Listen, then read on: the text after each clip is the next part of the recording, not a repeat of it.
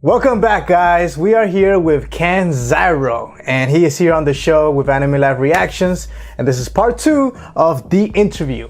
Now, going to the next question, John Kenzer asks, Ken, is it helpful to know a character's personality before translating? Yes, a lot. Like earlier I explained how same lines can be said by Frieza and Kaba, and the translation need to be different because their personalities are completely the opposite.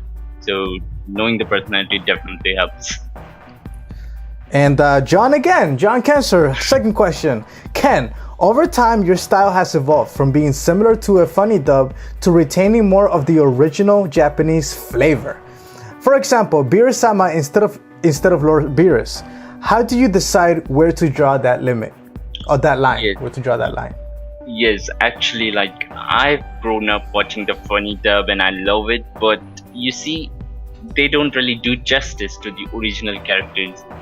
Like Vegeta's line while he's dying in Frieza arc, it's completely different in Funimation dub than in original Japanese. In funny dub it's something like I didn't get to be who I wanted, but in Japanese it's completely opposite. It's like they died because because they were weak and I don't care because I'm a Saiyan. So yeah, I draw the line at the part that it shouldn't be completely different than Japanese. It can be liberal at times, but it shouldn't be completely different.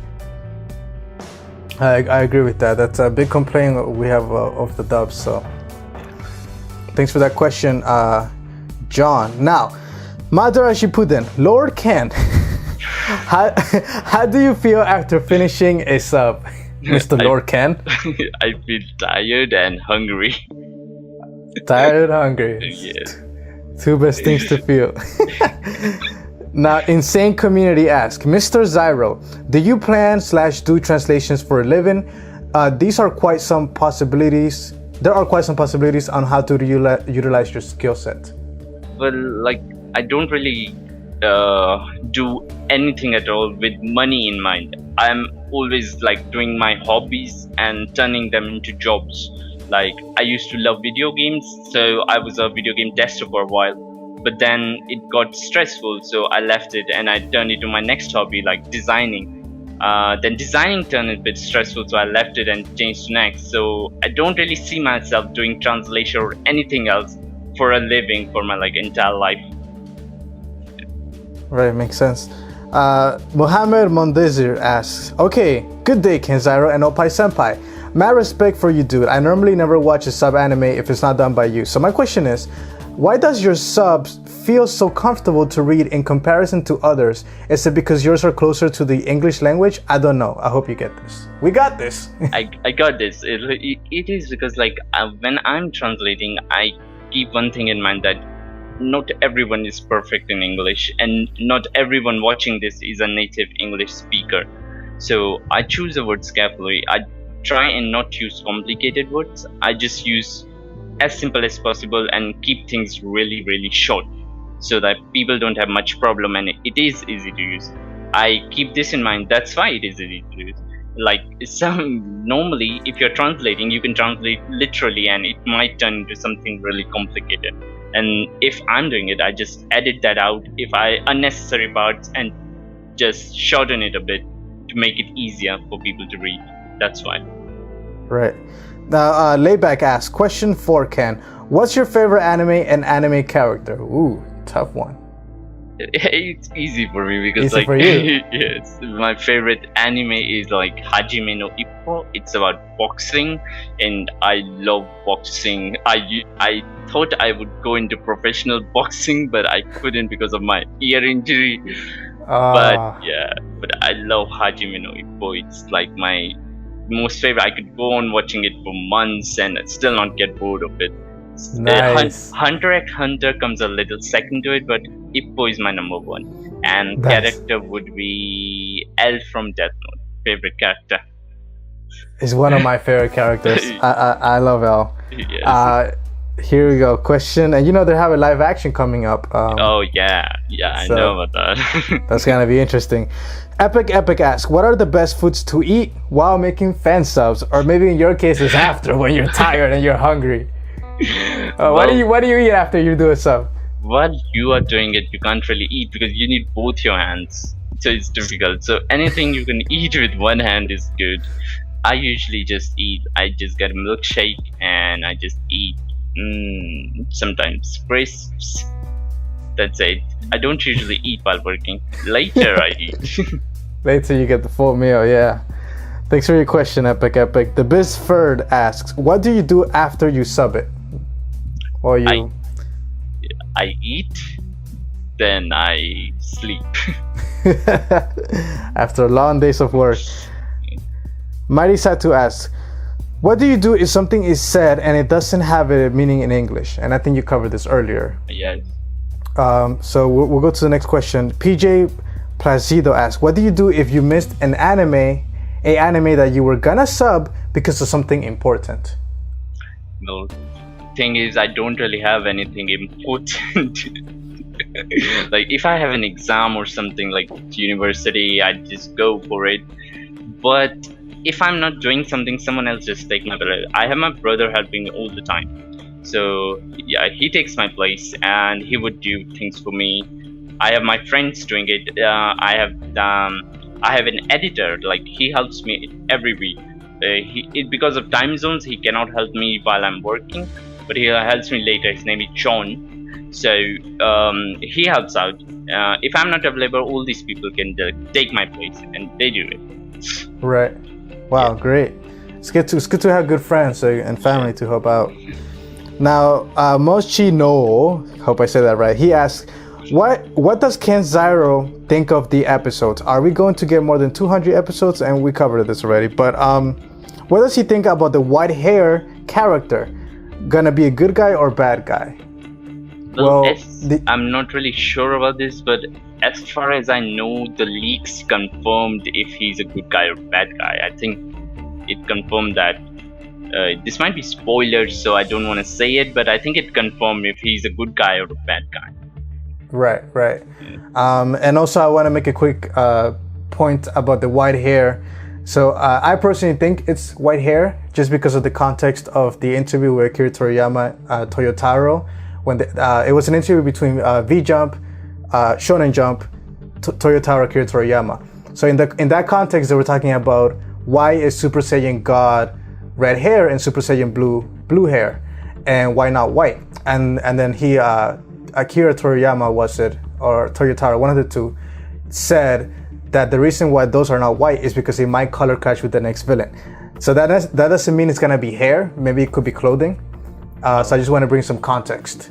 Okay. So I do think it's white hair, but it could be maybe clothing. It's gonna color clash, maybe the combination. So just wanted to bring some context to that. Whether the next person, so I kind of just spoiled it. It's gonna be a villain.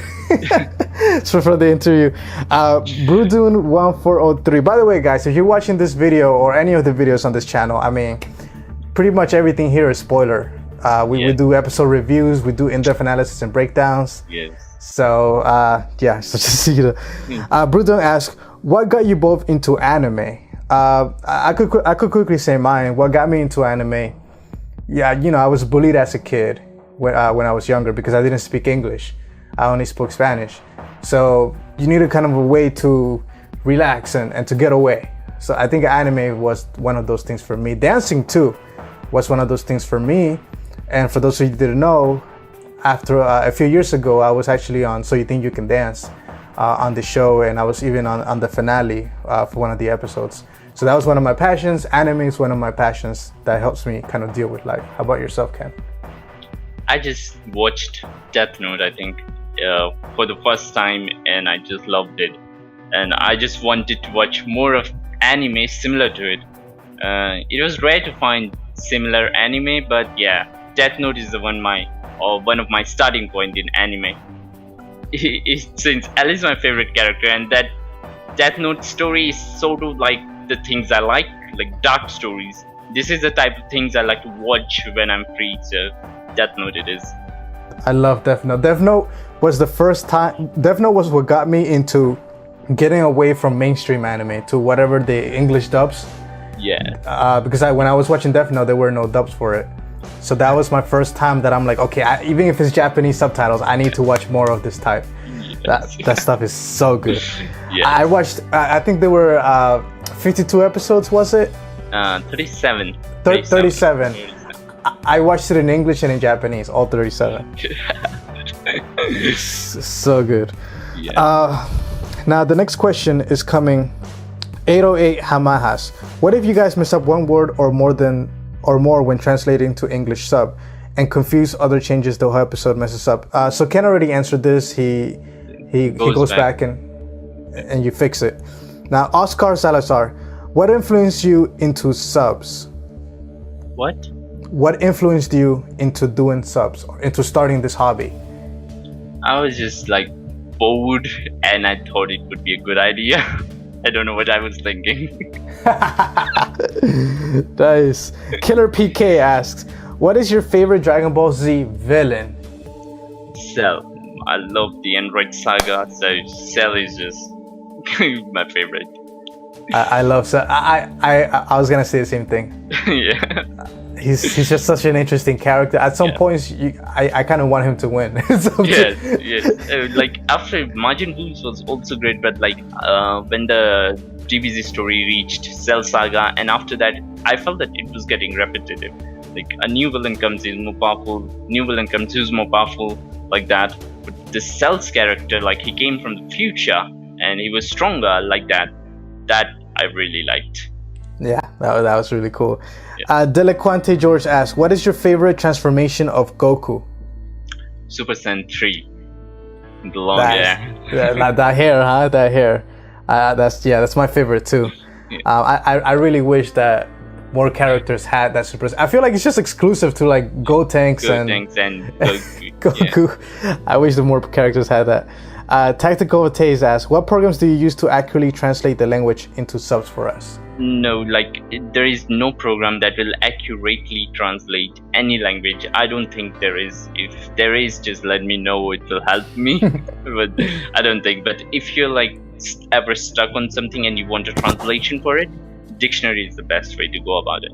Dictionary. Now, what program do you use to manually add the words? AG subs. AG subs. Yeah, we'll cover that in that video of the process. Right. Now, Layback asks, what's your favorite anime and anime character? Well, you kind of answered that already. Yeah. Okay, here's a good one by Red Unique. When it comes to translating straight from Japanese, could you make the translation simpler or much complex than what it really is already, so the audience could exactly know what's going on? So you touched on this a bit. Yes, like sometimes some sentences can just, no matter how hard you try, they just cannot be translated exactly how it is in Japanese. It's like some things just get lost in translation no matter what you do. It's just how things are. It's just impossible to get everything. So yeah, sometimes things get a bit complex. Sometimes it get easier because there's no other way to get things across. So you just have to make things easier instead of making them complex, to trying to like explain that complex translation.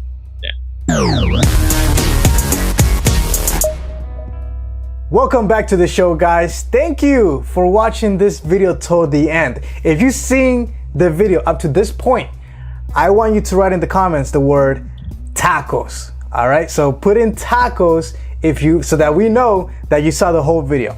So now, any closing statements, Ken? Is there anything you want to tell the fans? Just this, that don't get angry or like just be patient when something doesn't come out sooner, because fan subbers or even professional translator or anything, they already get like near to like no support at all, like very less. So, and it's a lot of hard work. Like most people don't realize behind the scenes, it's like even a 20 minutes of video takes like hours and hours of work. So like, just don't get angry. Support them as much as you can, because they don't get any support at all, and they get like very, very less support, and they deserve a lot more than that. Just that. I completely agree, and that is why we got this interview, and wanted to spread the love, the message. Thank you so much for being on the show. I have a lot of respect for you, Ken Xyro, Thank you. You know, the fans love you. And yeah, guys, let us know in the comments below what any other questions you had left, and just what were your favorite moments of this episode. What are some of the things that you enjoy, and any other questions you have for Ken. Now, if you have more questions, or you want to just drop a hello or a thank you to Ken, you can follow him on Twitter. And if you don't use Twitter, you're probably using Facebook. So I'm going to leave a link to his Facebook. And for those of you who use Tumblr, there'll be a link to that as well. And in the meantime, guys, we're going to see you in the next video. Let us know how you enjoyed this episode, and I'll see you guys next time.